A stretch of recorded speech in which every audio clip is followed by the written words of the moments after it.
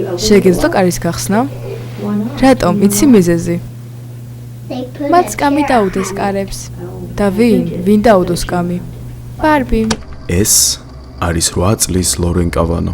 და ის ადამიანი, ვიზეც ის საუბრობს ვიდეოში, არის დედამისი ბარბარა. წლების განმავლობაში ის და მისი ქმარი კენითი გოგოს აწამებდნენ დაუჯერებელი გზებით. ისინი მას კეტავდნენ კარადაში თითქმის 24 საათი დღეში. და მის უიშვიათეს რამოდენიმე წუთიან თავისუფლების დროს მას უსასტიკესად ეპყრობიან.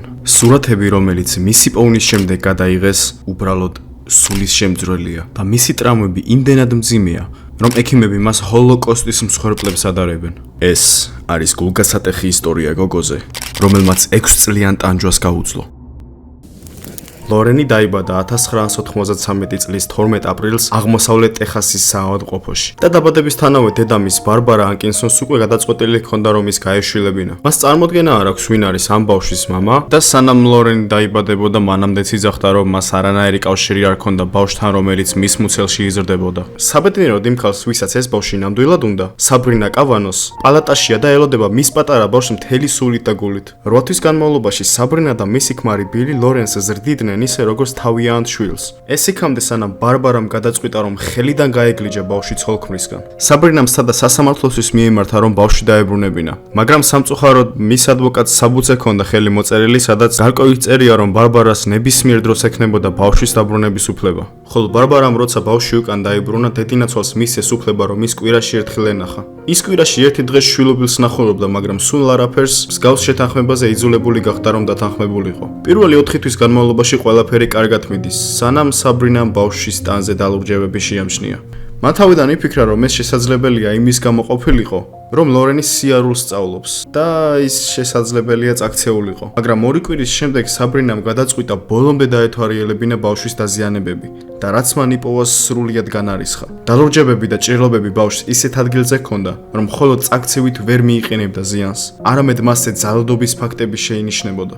საბრინამ დაუყოვნებლივ გადაწყვიტა რომ ეს დაზიანებები სასამართლოს სამხილებად გამოიყენებინა და განაცხადა რომ ბარბარა არ იყო სათანადო დედა და ის არ იმსახურებდა ამ ბავშვის ყოლას. სამწუხაროდ მოსამართლემ ყველაზე ცუდი გადაწყვეტილება მიიღო, რაც კი შეეძლო მიიღო. მან საბრინას განუცხადა რომ ეს ფოტომასალა ბავშვისთვის უფრო საზიანოა, ვიდრე დედამის ბარბარას, რაც კი ოდესმე შეეძლო დაემართა ბავშვისთვის. ამ დღეს საბრინამ სასამართლო წააგო და ამასთანავე მას ბავშვის ნახვის უფლებაც აუკრძალეს. თავისთავად ცოლ-ქმარი განიცდის ამ ამბავს, მაგრამ ისინი უარესად განცვიფრდნენ 8 წლის შემდეგ, როდესაც გაიგეს თუ რა დაემართა ლორენს. ამბავი იმდენად მძიმეა, რომ ის მსოფლიოს მესამე უსასტიკეს ძალადობის შემთხვევაში შედის, სადაც ბავშვი არ კვდება. პირველივე თვეს ბარბიშვილს ტანსაცმელებს აღარ აცმევს, შემდეგ ჭამას და წყლის დალევასაც უკრძალავს.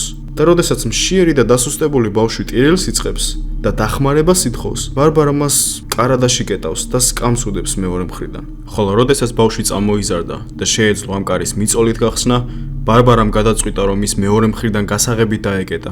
მომდევნო 5 წლის განმავლობაში კარადა ციხის საკანსე მსგავსება. შიგნით მას წინავს, სუნთქავს და ისაქმებს. მაგრამ საპირფარეშო არაა. მისი ტანი ბაქტერიებით, დასახიჩრებებით და დამწრობებით ივსება. ბინძურ გადასაფარებლებზე და იატაკზე თვეების განმავლობაში დგომის გამო. მას თეფშით მაკარონს უდგავდნენ და ეუბნებოდნენ რომ შეეძლო დაეღეჭა, მაგრამ გადმოეფურთხა. ის გადარჩენას მისი დედმამიშვილების დახმარებით ახერხებდა. ლორენის დებიდაძმები მას კრეკერებს და ციუ სუპს აწვდიდნენ, როცა ამის შანსი ჰქონდათ. დიახ, ბარბარას ყავს 5 შვილი 3 სხვადასხვა ქმრისგან, მაგრამ არც ერთს არ ეპყრობა ისე როგორც ლორენს. მოდი ამაზე ცოტა მოგვიანებით ვისაუბროთ.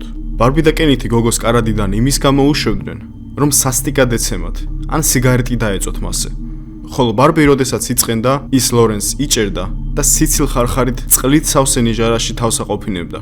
როცა მშობლები ლორენს ვეღარ იყენებდნენ თავიანთი სურვილებისთვის, საწყალბავშვს სხვა ადამიანებზე აქირავებდნენ და ეუბნებოდნენ რომ რაც მოესურვებოდათ, ის შეეძლოთ ეკნათ ბავშვისთვის.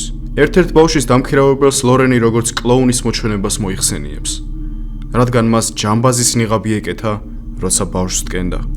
ერთხელ როდესაც ბარბარა ნასვამი იყო და ღამის 3 საათზე მოიწყინა, აზრად მოუვიდა რომ თავის გართობა ლორენის სასტიკად შეშინებით შეეძლო. მან დასუსტებული და უკვე საკმაოდ შეშინებული 6 წლის ბავშვი კარადიდან გამოიყვანა, შუბლზე იარაღი დაადო და სასხლეც თითი გამოკრა, ამის შემდეგ მან ბოლო ხმაზე გაიცინა. ლორენმა იცოდა დანიშნულება იარაღის და როდესაც ეს მოხდა, მას ყველაზე საშინელ მოგონება დაამახსოვრდა ცხოვრების მანძილზე.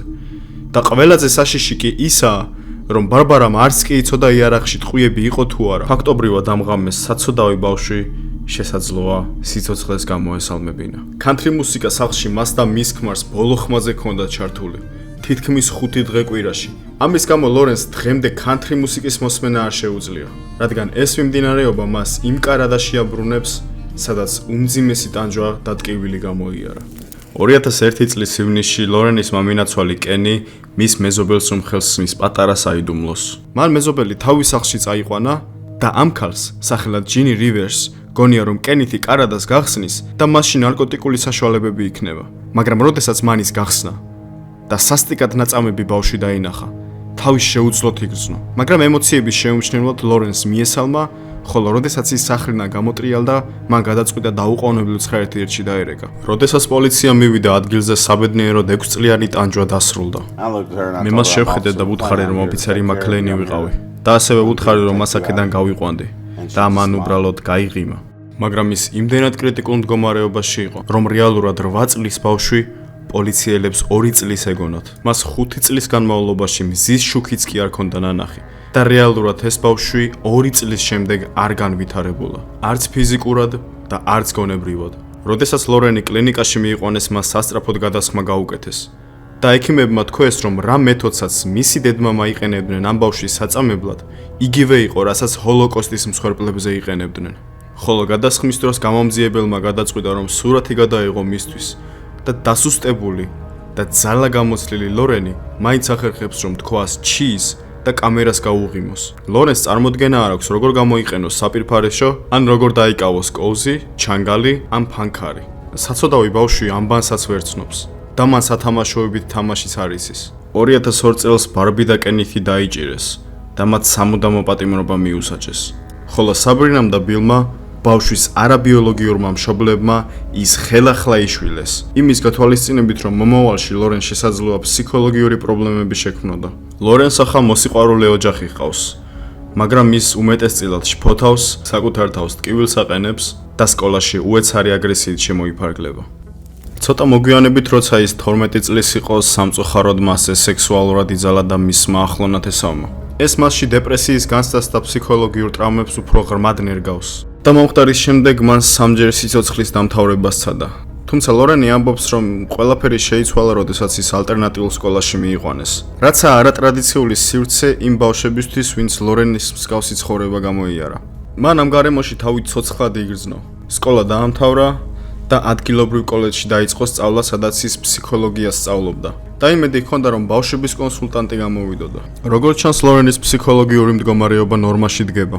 ის რამოდენიმე გადაცემაში ინტერვიუს ჩასაწერადაც იყო მიწვეული, როგორებიცაა დოქტორ ფილი და დალას ნიუსი. და ინტერვიუში ის ლაპარაკობს თუ რა გამოიარა ბარბარას ზედამხედველობის დროს. You start out crying, then you beg them, and then you just shut up because nothing's working and everything you do seems to make everything worse. So you just lay there and let them do whatever they are doing to you happen to you. I don't think I actually love anything.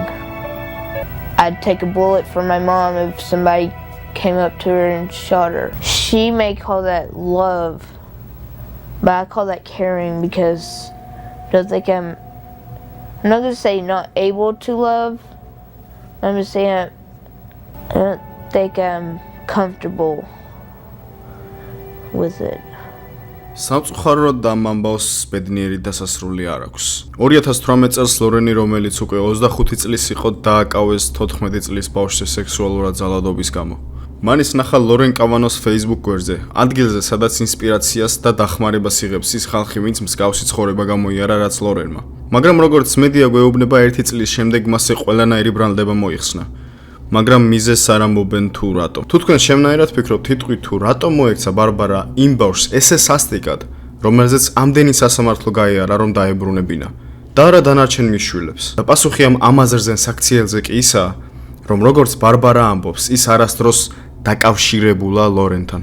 ინტერვიუში ბორს მოიხსენიებს როგორც უსულო საგანს და ამბობს: ხედველობის მიღმა, გონების მიღმა, მე ის ჩავახშე და მასე მე არ ვფიქრობ. საბედნიეროდ ბარბარა ახლა მხედველობის მიღმა და გონების მიღმაა. გამოკეტილია გალიაში, სადაც ის ნამდვილად იმსახურებს ყოფნას.